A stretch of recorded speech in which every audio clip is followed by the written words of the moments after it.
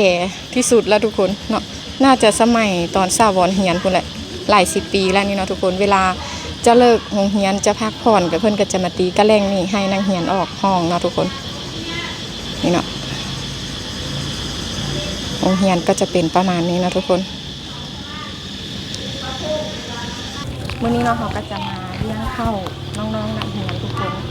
จะมีข้าวผัดเนาะแล้วก็จะมีขนมมีนมมีน้ำแล้วก็มีอุปกรณ์การเรียนเนาะมีปึ้งมีบิ๊กเนาะทุกคนที่จะแจกให้น้องๆเนาะแล้วก็จะมีบักบานนี่เนาะทุกคนอันนี้เอาไว้เตะอยู่เดินโรงเรียนเนาะทุกคนนี่นะทุกคนนมก็เป็นนมและตะซอยของไทยนี่นะทุกคนนี่แล้วก็มีปื้มเขียนแล้วก็มีบิ๊กปากกานี่เนาะทุกคนของไทยคือกันอันนี้แล้วก็มีขนมไทยนี่ทุกคนเนาะเด็กน้อยลาวมากกินทุกคนแจ๊ดนี่เนาะทุกคนแล้วก็มีขนมตะวันของไทยทุกคนนี่เนาะนี่มีนมมีบิ๊กมีน้ำดื่มแล้วก็มีข้าวเนาะทุกคนไปเราจะไปแจกน้องๆกันทุกคนนี่ความด้วยครอบครัวอยู่โรงเรียนนี้มีป .1 หาป .5 เนาะมีนักเรียนรวมทั้งเบิด38 คนและครูอาจารย์3 คนเด้อ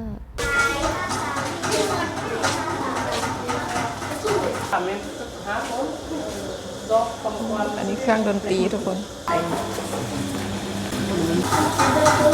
นี่เราทุกคนนักเรียนลาวอันนี้ยังเขียนกระดานเอาซอขาวเขียนอยู่นี่เนาะนิ้วโบถึงได้โดดเอาเนาะกินนมหลายๆเด้อดีๆแมงบอสให้ดีๆกินนมหลายๆมื้อนี้มีนมมาแจกเด้อกินนมหลายๆจังสูง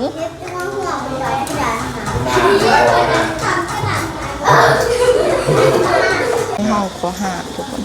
นักเรียนห้องกว่า5มีแต่คนงามๆนี่เนาะ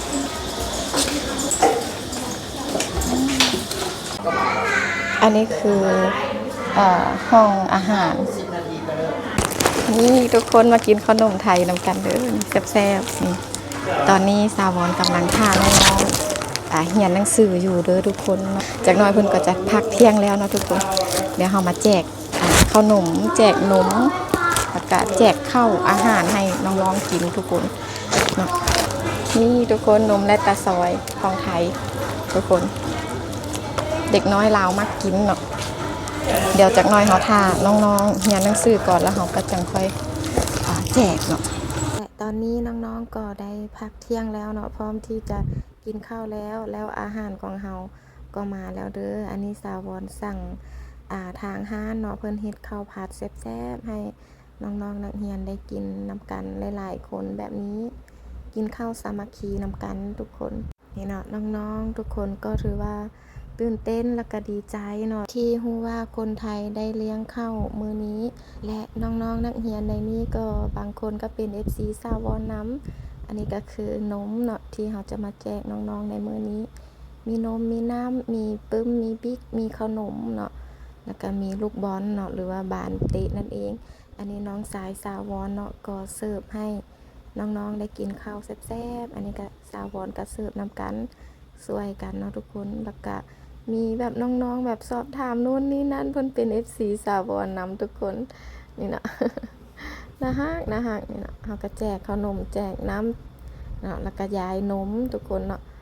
ก็บรรยากาศก็จะเป็นประมาณนี้เนาะทุกคนน้องๆแบบดีใจแฮงเนาะที่ได้ออกกองเนาะสาวอนบอกว่าคลิปนี้เนาะจะออกไปทั่วโลกเลยเด้อทุกคนนั้นเฮ็ดทำตัวน่าฮักเด้อเพิ่นก็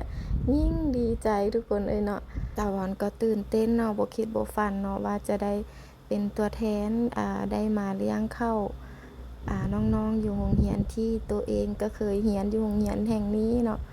ตอนสมัยสาวอนเรียนแล้วแม่น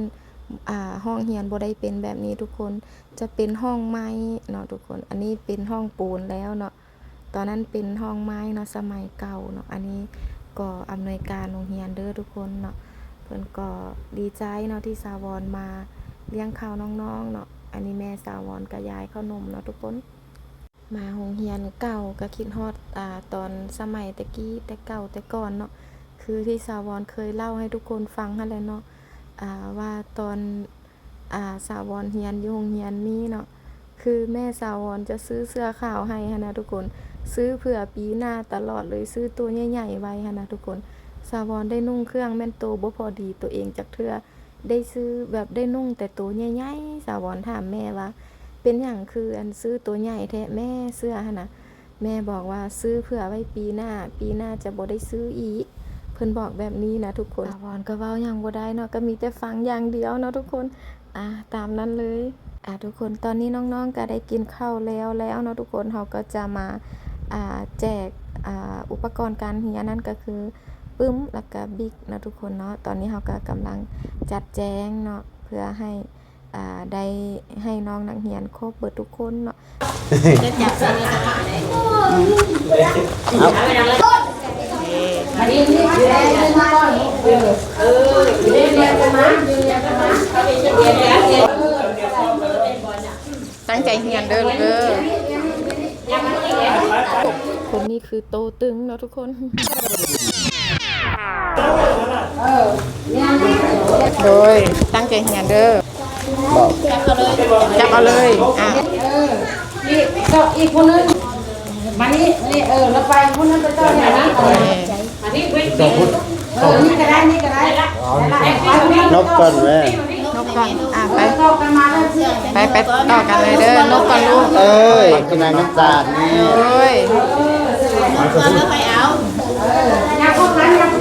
นกก่อนและตอนนี้เราก็เสร็จสิ้นภารกิจน้องๆก็จะกลับบ้านแล้วนะทุกคนและนี่ก็เป็นภาพบรรยากาศที่สาวอนได้มาเลี้ยงข้าวให้น้องๆนักเรียนพร้อมด้วยแจกอุปกรณ์การเรียนให้น้องๆเบิดทุกคนเนาะก็จะเป็นประมาณนี้เด้อทุกคนสาวอนและน้องๆทุกคนก็ต้องขอกราบขอบพระคุณผู้ใหญ่ใจดีที่อยู่ทางประเทศไทยที่เพิ่นได้มอบเงินช่วยเหลือมาให้สาวอนได้เป็นสะพานบุญช่วยเหลือน้องๆเลี้ยงข้าวเลี้ยงน้ำให้น้องๆอิ่มหนำสำราญแบบนี้ทุกคนสำหรับคลิปนี้สาวอนก็จะขออนุญาตจบคลิปแต่เพียงเท่านี้เด้อฝากทุกคนกดไลค์กดแชร์กดติดตามกด Subscribe ให้สาวอนแน่เด้อสำหรับใครที่ว่าใจดีมีน้ำใจอยากซัพพอร์ตสาวอนอยากให้กำลังใจสาวอนก็อยากกดข้ามโฆษณาเด้อเจอกันคลิปต่อไปทุกคนบ๊ายบาย